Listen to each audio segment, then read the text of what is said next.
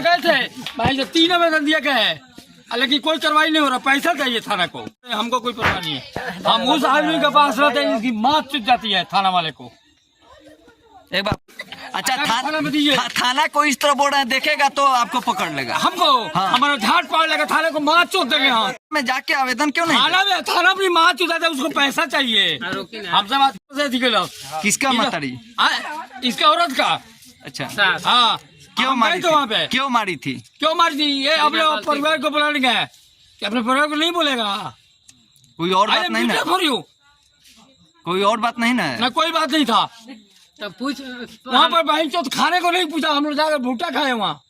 हमार बहनों ही करल ना, इसका बहन था, बहनों ही था। हमसे पूछिए। अच्छा हाँ, मर्जी कीजिए, बुलाइए। हम गए रहनी 4 आदमी। थाना में जाके आवेदन क्यों नहीं?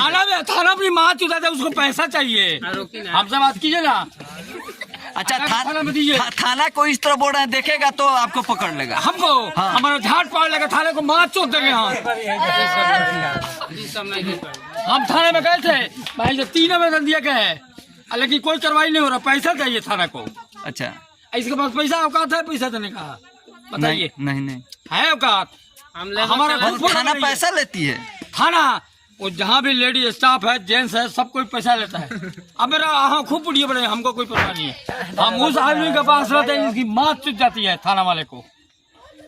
एक बार अपना नाम बता दीजिए। मेरा नाम मुकेश कुमार दुबे।